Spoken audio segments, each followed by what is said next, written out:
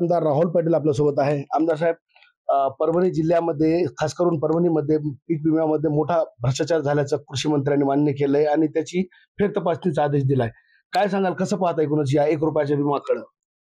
1 रुपयाच्या विम्याच्या संदर्भामध्ये बऱ्याच ठिकाणी अशा प्रकारचा फ्रॉड, अशा प्रकारचा भ्रष्टाचार झालेला आहे आणि त्यामुळे 1 रुपयाचा पीक विमा बंद करा अशा लोकांचं काही म्हणणं आहे. पण हे म्हणणं सुद्धा चुकीचं आहे. ठीक आहे, तुम्ही कोणती योजना आणली तर त्यामध्ये काही उणीव असतात, ते उणीव आपण दूर केल्या पाहिजे.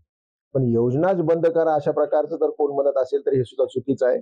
आणि ज्यांनी हा फ्रॉड केलेला आहे, ज्यांनी हा भ्रष्टाचार केलेला आहे, ह्याचा उगमस्थान आपलं बीड आहे. तिथून खऱ्या अर्थानं सुरुवात झाली पाहिजे. आणि ज्यांनी शेतकऱ्यांचे पैसे खाण्याचा प्रयत्न केलेला आहे किंवा अशा प्रकारचा भ्रष्टाचार शेतकऱ्यांच्या जमिनीच्या संदर्भात केले असेल किंवा पीक विम्याच्या संदर्भात केले असेल, ते कुठेही सुटता कामा नाहीत. अतिशय कठोर अशी शिक्षा त्यांना झाली पाहिजे. कोट्यवधी रुपयांचा गैरप्रकार झाल्याचा कृषी मंत्री कुकाटे यांनी मान्य केलं आणि त्यांनी फेरतपासणीचे आदेशही दिलेत.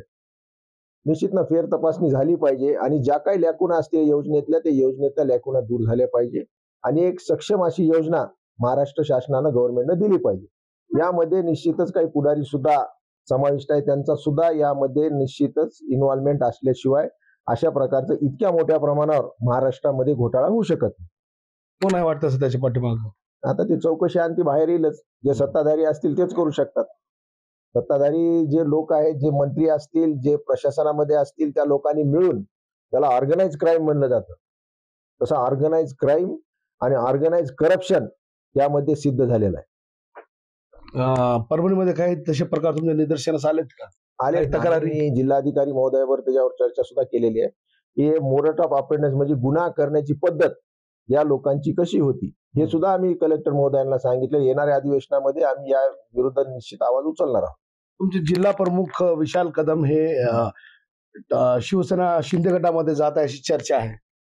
चर्चा तर खूप आहेत, हा चाललाय तो चाललाय, पण विशाल कदम हे आमचे जिल्हा प्रमुख आहेत. 2दा त्यांनी विधानसभा सुद्धा लढवलेली आहे आणि मला वाटत नाही ते पक्ष सोडतील म्हणून. पण या वावड्या गेल्या कित्येक दिवसापासून परभणी जिल्ह्यामध्ये आमच्या सुद्धा कानावर ऐकायला आलेले आहेत. पण माझं स्वतःचं म्हणणं आहे की ते अशा प्रकारचा कोणताही निर्णय घेणार नाही. उदय सामंत मंत्री असं म्हटले की काही दिवसामध्ये ठाकरे गटामध्ये मोठा हादरा बसणार आहे.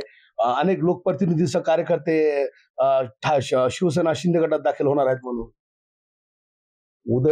माननीय उदय सामंत साहेबांनी अशा प्रकारच्या वावड्या महाराष्ट्रामध्ये उठवल्या नाही पाहिजे. तुम्ही पैशाच्या जोरावर काय करू शकता हे तुम्ही सिद्ध केलेलं आहे. पण यानंतर लोकही जाणते झालेले आहेत. आमचे कार्यकर्ते, आमचे नेते सुद्धा त्यामध्ये सक्षम आहेत. अशा प्रकारचा गैरसमज पसरून काही पक्षामध्ये हालचाल होतीये का असं बघण्याचं काम, तपासण्याचं काम ते करतायत. पण त्यांच्या हाताला काही लागणार नाही, त्यांच्या हाताला भोपळाच लागेल. पालकमंत्री पदावरून सरकारमध्ये मोठी रस्सीखेच सुरू आहे. कसं पाहता या गोंधळाकडे? अभी तो शुरुआत है, देखो आगे आगे होता है क्या. आता ती सुरुवात आहे. जशा प्रकारची एकमेकाचे शर्ट कपडे फाडण्याचं काम हे करतायत. दिलेलं पालकमंत्री स्थगित होण्याचं काम मला वाटतं पहिल्यांदाच मी माझ्या आयुष्यात ऐकलेलं आहे. म्हणून यांच्याच भांडणातून हे सरकार खाली कोसळणार आहे. त्याला बाहेरची गरज लागणार नाही. तर आपसातल्या भांडणामधून सरकार कोसळलं असं विधान या ठिकाणी राहुल पाटील यांनी व्यक्त केलं आहे.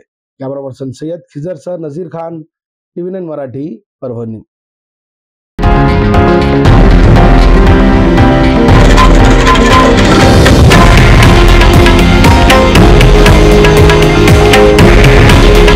हे आहे देशातील नंबर 1 न्यूज नेटवर्क आणि आपण पाहत आहात TV9 मराठी.